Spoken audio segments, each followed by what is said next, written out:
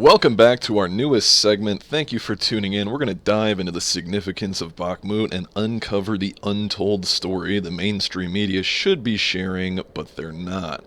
Now, firstly, Bakhmut services a vital regional transport and logistics hub, granting Russia access to key roads and rail networks. Its strategic location puts major cities like Kramatorsk, Slavyansk within easy reach of Russian artillery, prompting concerns about an open road for Russian forces towards the rest of Donetsk. Secondly, Bakhmut boasts unique defensive fortifications, including an extensive network of subterranean salt mines and tunnels spanning over 100 miles. These features enhance its defensibility and provide an underground complex for stockpiling weapons, munitions, and equipment. While Ukraine has other defensive lines, Bakhmut's attributes make it particularly exceptional. Now, we've heard a lot of conflicting information, and we're going to cover that. So stick around, leave a like, and hit the subscribe button again. Now, thirdly, Bakhmut has become a symbol for Ukrainian resistance, earning the moniker the Fortress Bakhmut. Ukrainian President Zelensky has hailed it as the fortress of our morale and presented a Bakhmut flag to U.S. Congress. He believes that the fight for Bakhmut will alter the course of their war for independence and freedom. Lastly, there's concerns that Russia may have employed a cunning strategy known as Operation Meat Grinder. Bakhmut might have been used as a trap to lure in Ukrainian troops, resulting in significant casualties and endangering the Ukrainian counteroffensive, which we know never happened unless you want to argue the news that I'm going to cover in just a second from literally the last 15 minutes. Now, videos released by Prigozhin claim that Russian forces were running low on ammunition could have potentially been a lie. So, let's hop into, I'll let this play in the background, and then we'll cover the articles like usual. I find it interesting that NATO countries gave billions of advanced arms, munitions, etc. to Ukraine, while Western media told us that Russia's losing and has run out of literally everything. Now Ukraine has lost Bakhmut, which Zelensky called a decisive battle. The narrative and reality differ substantially. Now, I wanted to cover just a few of the conflicting reports we've gotten. Now, in October of 2022, just last year, the significance of the city cannot be overstressed. Bakhmut lies at a fork that points towards two other strategic towns in the Donetsk region. Okay. All three key to Putin's total control of the region. Next article. March 2nd, 2023, Bakhmut's strategic importance should not be overstated. Its capture could still carry a very welcome symbolic impact for Russian President Putin. Now, hopping on into March 26, okay, very recently, city sits towards the northeast of the Donetsk region, about 13 miles from Luhansk, and has been a target for Russian forces for months. Now they're saying Moscow's forces, if they successfully capture it, has limited strategic value. And then guess what?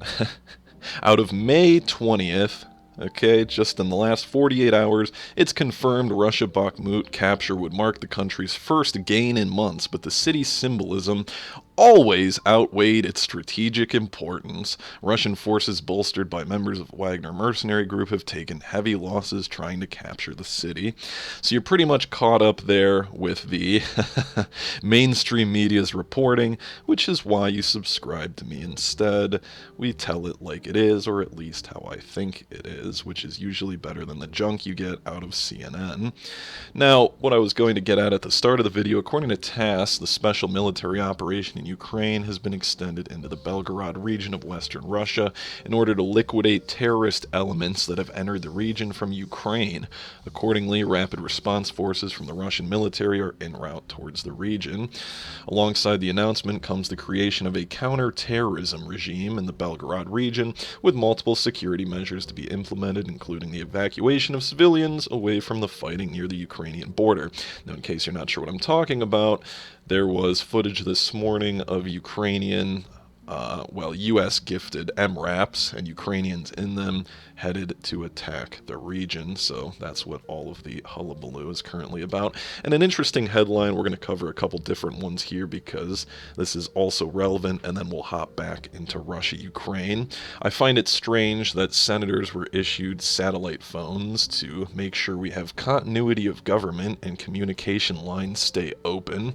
I find the timing to be very interesting that 50 of them have, quote, accepted the phones to keep senators in proximity during their travels with staff. And here's an interesting one as far as AI goes. This morning, AI-generated image of an explosion at the U.S. Pentagon surfaced, with multiple news sources reporting it as real.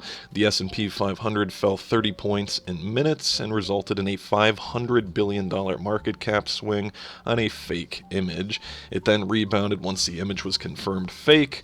AI is becoming dangerous. In case you guys aren't keeping up with it, it's definitely a video I need to make because ChatGPT is just the tip of the iceberg. There's now AI to make presentations, newsletters, anything you can possibly think of. I think I even had AI. I'm going to have it make the thumbnail today and give it a try.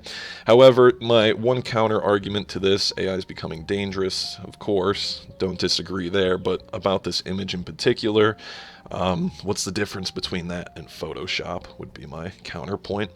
Now, an interesting one out of San Francisco as it falls further into the abyss as office values plunge 75%. So in case you thought the real estate sector for the urban environment there was rebounding, think again. Now, an interesting one also out of California because it's never-ending good news from that side of the country. The University of California, Berkeley proudly hosted a black-only graduate ceremony where participation was based on race, contradicting the very laws established during the Civil Rights Movement, which vehemently outlawed racial segregation, and now they are, of course, segregating. Now, back to Russia, Ukraine. I just wanted to throw in that new information. Ukraine's President Volodymyr Zelensky is denying claims that the eastern city is under Russian control after months of heavy battle. However, we've got this video here.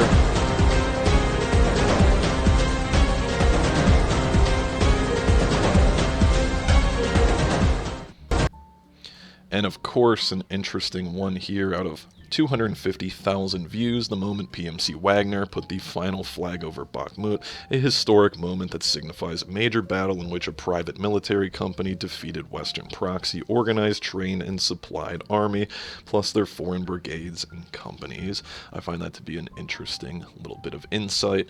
And in case you wanted a message from Grandpa Badfinger, here he is in the flesh. Bakhmut. Bakhmut is a discussion about whether or not it's been lost or whatever. Or whatever. And, well, the truth of the matter is the Russians have suffered over 100,000 casualties in Bakhmut. It's hard to make up. It's hard to make up. Well, it must be easy to make up because he made that number up. There are troops in Bakhmut occupying. There's not many buildings left standing in Bakhmut. It's a pretty devastated city. But they have been able to move in a direction that they've been able to lock down an awful lot of the Russian forces, including the Wagner group. So with regard to the F-16s, F-16s would not have helped in that regard at all.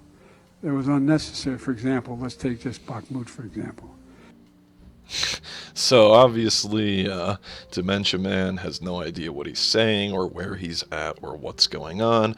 However, nonetheless, apparently we're supposed to take the G7 allies seriously, so moving on to NBC News.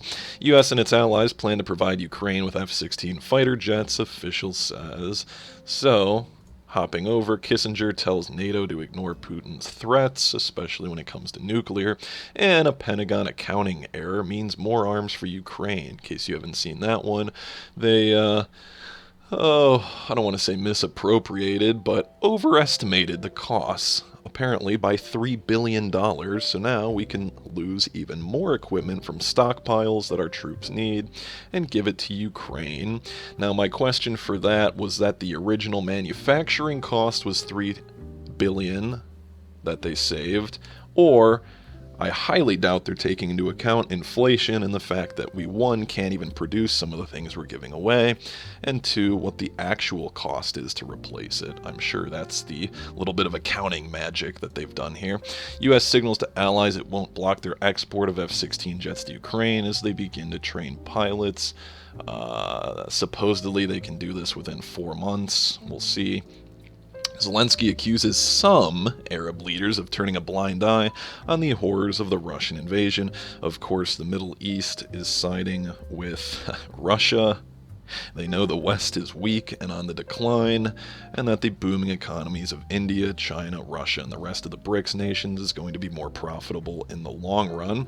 Putin, the West is trying to break Russia up into dozens of different states. Balkanization, and radioactive cloud from destroyed depleted uranium shells threatening Europe, according to Russia. It's interesting, they said that was a line in the sand, do not send depleted uranium.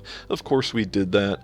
Now I'm curious what the nuclear sensors are actually reading on the ground for the radioactive, quote, fallout. And the UK warns of direct military conflict with Russia, China by the end of the decade, and it probably won't be that long. So if you guys enjoyed any of this content, leave a like, comment down below, thoughts, comments, concerns, hit the subscribe button, and if you're feeling generous, go ahead and hit the donate a coffee.